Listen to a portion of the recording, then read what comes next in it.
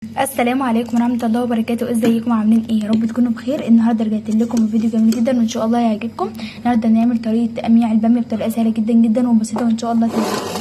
انا معايا الباميه اهو، غسلتها كويس جدا وصفيتها وسبتها لما تتصفى كده بالمنظر زي ما انتم شايفين اهو.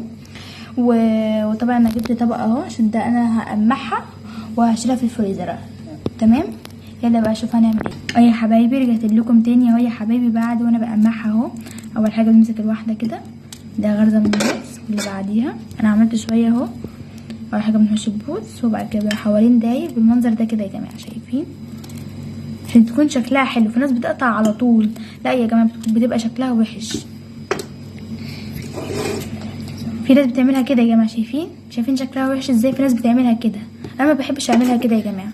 انا بصوا انا بحب اعملها ازاي. بنحوش اول حاجه البوز ده كده اهو، بعد كده بصوا بالمنظر ده كده، شايفين؟ بخلي السكينه تكون حوالين داير ايه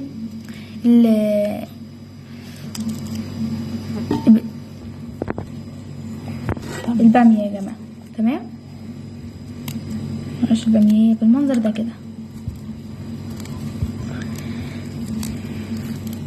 اهو يا حبايبي بالمنظر ده كده اهو. ده غرزه من النص بالمنظر ده كده اهو، شايفين جمالها؟ شايفين شكلها حلو ازاي؟ شايفين يا جماعه؟ طريقتها سهله جدا على فكره يا جماعه والله وبسيطه اهو يا حبايبي زي ما انتم شايفين اهو. هي دي الطريقه الصحيحه. ولو في حاجه خشنه بتحشي، يعني هي ناعمه هي مش خشنه يعني.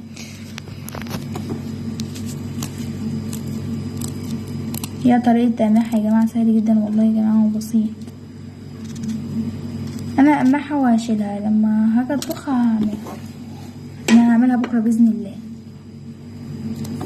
بس انا هعرفكم طريقه تقميعها بس. وبكره باذن الله هعمل لكم فيديو تاني وكده ازاي بنطبخها. تمام،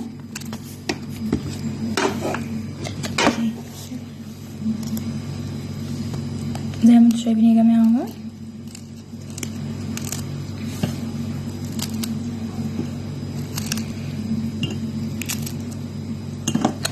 انتي عايزه ارميها، بص حوالين داير بالمنظر ده كده يا جماعه. انا بعرف برضو العرايس اللي لسه متجوزه جديد عادي يا جماعه، احنا بنتعلم من بعض طبعا، يعني احنا عادي كلنا بنتعلم من بعض. لو لقيت حاجه خشبه بالمنظر ده بتحشيها. نمسك اللي بعديها بنفس النظام ده كده اهو، شايفين؟ ده غرزه من النص بقى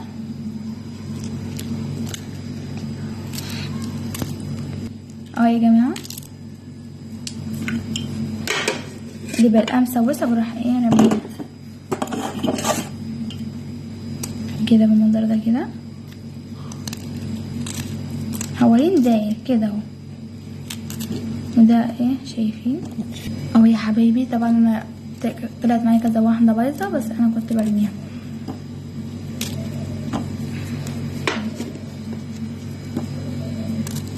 نحوش كده حوالين داير بالمنظر ده كده اهو.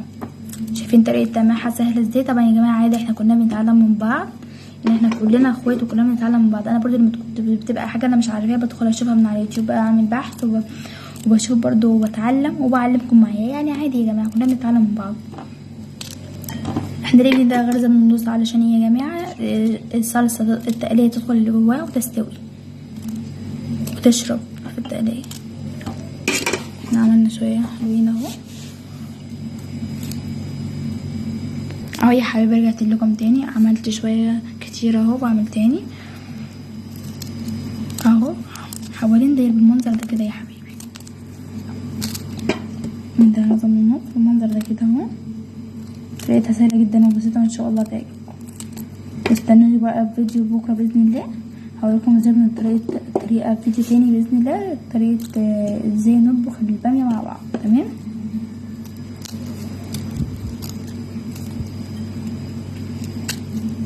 ده غرزه من النص كده بالمنظر ده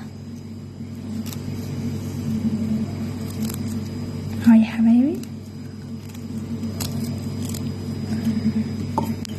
شايفين؟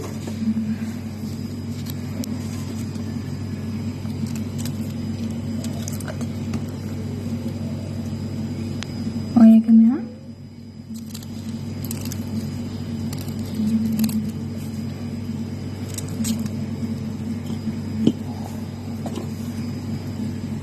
طبعا الوحشة انا برميها مش بخليها يعني.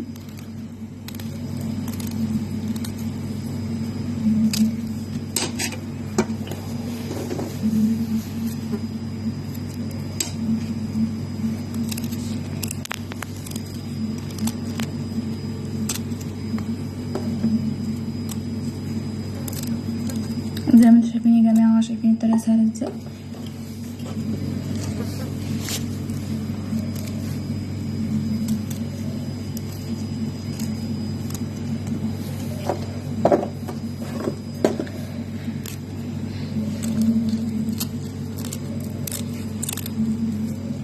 اهو يا جماعة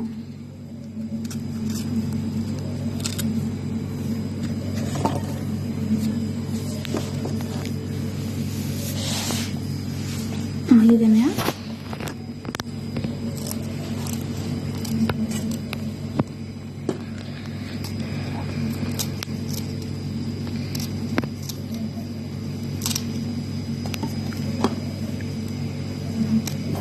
زي ما انتوا شايفين يا جماعة بالمنظر ده كده. شايفين مخدتش معانا اي وقت ولا اي مجهود.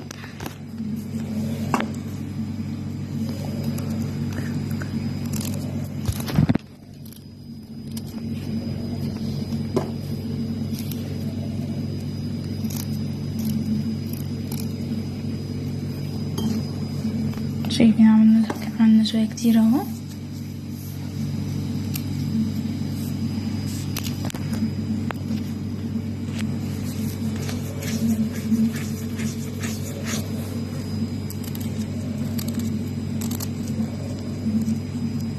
زي ما انتوا شايفين يا جماعة اهو.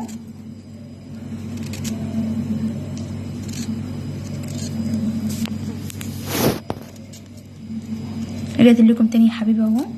انا عملت شوية كتير بس لسه فاضل حبة تاني اهو يا جماعة. زي ما انتوا شايفين اهو.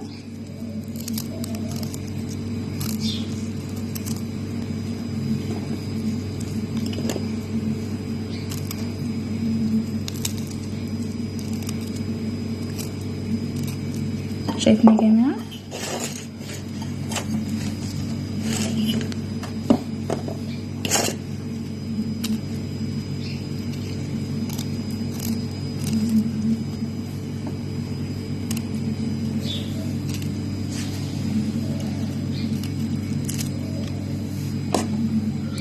اهم حاجه بس متنسوش تعملوا لايك واشتراك وتفعيل جرس الكومنت عشان يوصلكم مني جديد. اول ما اخلص هرجع لكم.